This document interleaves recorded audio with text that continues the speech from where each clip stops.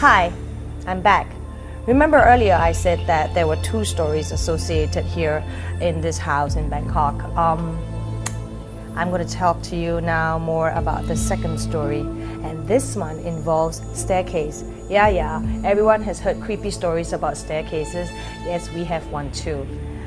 So I'm going to bring Jinai back because she literally, personally had this experience of a 20-second, now you see it, now you don't kind of thing. So, Jinai, welcome back. That's a really, really huge pendant. What is it? It's a Yamantaka rule. It's a rule. And what is a rule? A rule is a special Tibetan amulet that is made from a formulation according to the scriptures, and people wear it or carry it as a means of protection. And it's blessed by the monks themselves. Yes. Through many days of prayers and pujas and stuff? Exactly that. Right. It's huge. Yes, I know. One house, 2 stories, big roof. Interesting, huh? Okay, tell us a little bit about the staircase. What happened?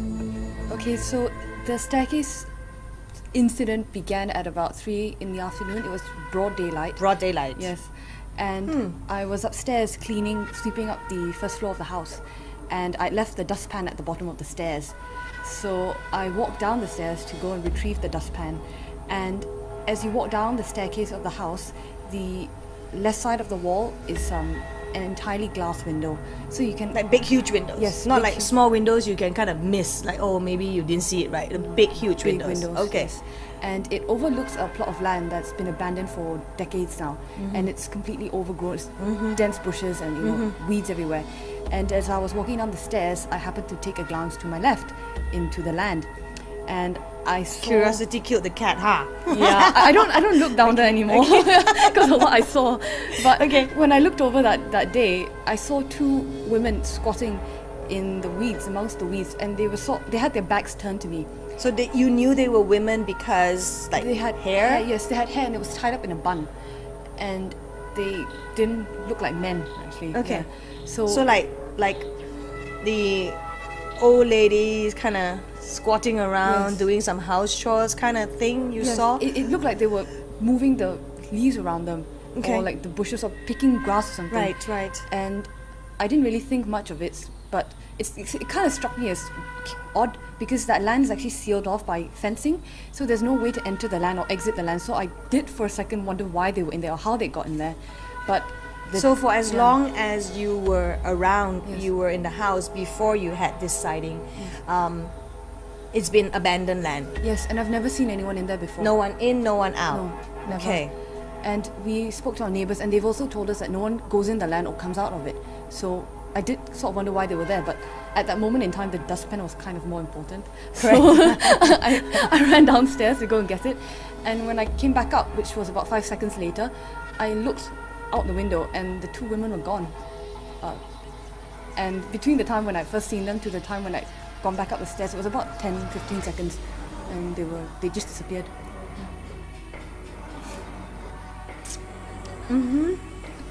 Okay. And this happened in broad daylight. In broad daylight, Right. and they had their backs turned to me the whole time, so I never saw their faces. Right. But Did you hear anything? Were they like chatting? Did you hear, or was it just visual? it was just visual, and there was actually no noise. The house was pin drop silence at the time. It was very quiet, and we actually had our windows open, so I was actually looking at them through mosquito net. Right. And if they had been making any noise, I would have heard it, but it was just completely silent.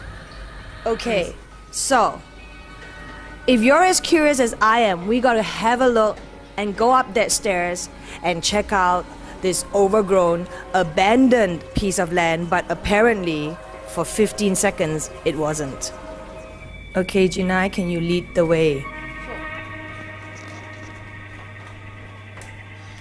Alright, now we are at the top of the stairs where Jinai was coming down to collect the dustpan.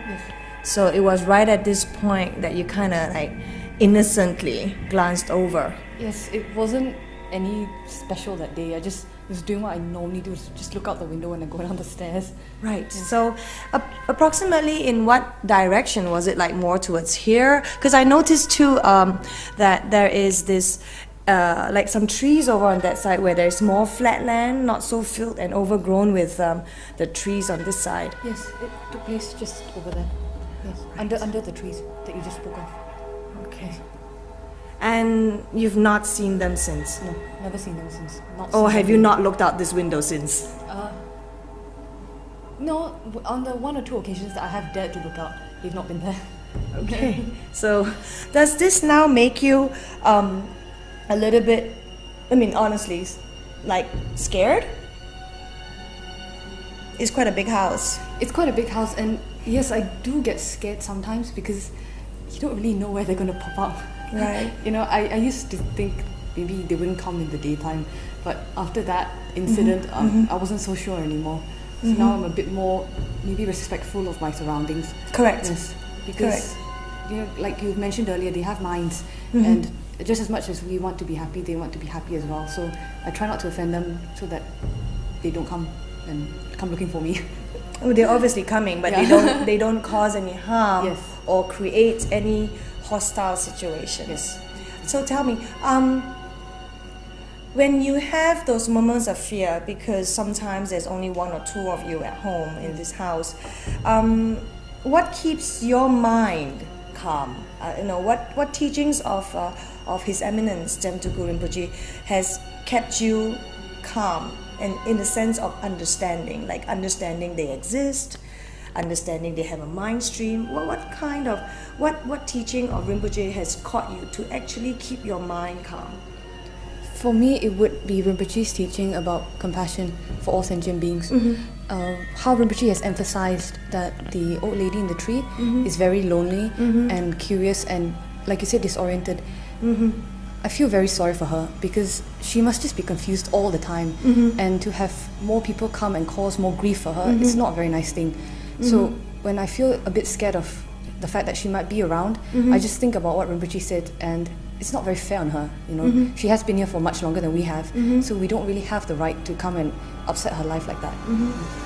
On that note of compassion and understanding that these sentient beings, these spirits, ghosts, are not all evil, and that they could just be lonely, disorientated, even perhaps disturbed by us.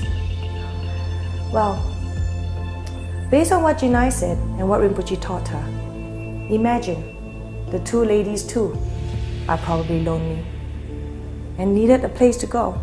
Because if they had any malicious intent, I am sure Jinai would have seen them turn their face and would have been scary, creepy, and perhaps even filled with blood.